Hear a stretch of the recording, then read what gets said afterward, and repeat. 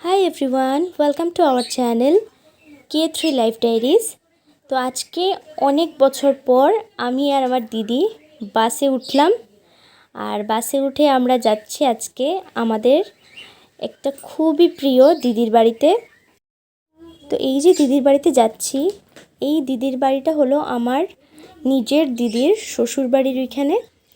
তো আজকে আমরা যাচ্ছি ওই দিদির বাড়িতে। ওকে আমরা আজকে সারপ্রাইজ দেব। ওকে আমরা জানাইনি, দেখি ওর রিয়াকশনটা কেমন হয়।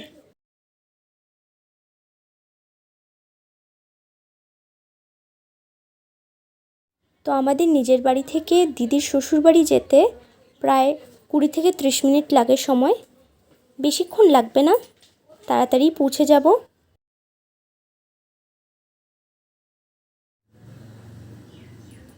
তো আমরা এখন এসে পৌঁছে গেছি, বাস থেকে নেমে গেছি, এখন যাচ্ছি আমাদের ওই দিদিটার বাড়িতে।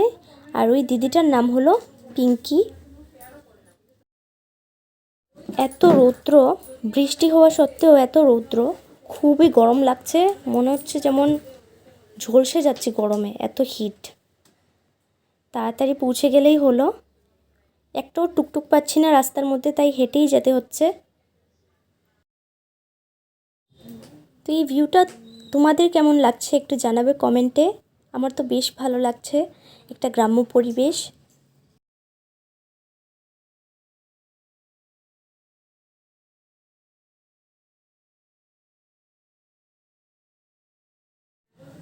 তো হাঁটতে হাঁটতে আমরা শেষ পর্যন্ত এসে পৌঁছালাম পিঙ্কিদির বাড়িতে। এখন গিয়ে দেখি ও কী করছে ঘরে।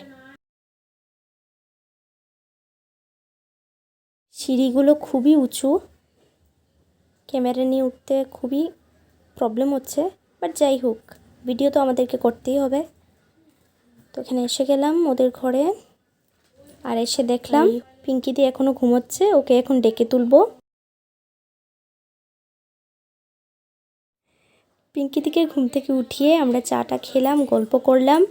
আর এই ফাঁকে আমি ভিডিও ক্লিপস নিতে একদমই ভুলে গিয়েছিলাম। এখন রান্নার ক্লিপটা তোমাদের সাথে শেয়ার করছি। পিঙ্কিদি এখানে আমাদের জন্য রান্না করছে চিকেন কষা। পিঙ্কিদির হাতের চিকেন রান্না খুবই টেস্টি হয়। তো এখন আমরা সবাই লাঞ্চ করে নেব। আর লাঞ্চ করার পর ওদের ব্যালকনি থেকে আমি কিছুটা ভিউ তোমাদের সাথে শেয়ার করলাম। তো খুবই সুন্দর এই জায়গাটা। যদি তোমাদের আজকের আমার এই ব্লগটা ভালো লেগে থাকে তাহলে অবশ্যই লাইক করবে আর কমেন্ট করে জানাবে যে তোমাদের এই ব্লগটা কেমন লাগলো। আর যদি চ্যানেলে প্রথমবার এসে থাকো তাহলে অবশ্যই চ্যানেলটাকে সাবস্ক্রাইব করে আমাদের পাশে থাকবে। তো আজকের মতো এই ব্লগটা এখানেই শেষ করছি। দেখা হচ্ছে অন্য আরেকটি ব্লগে।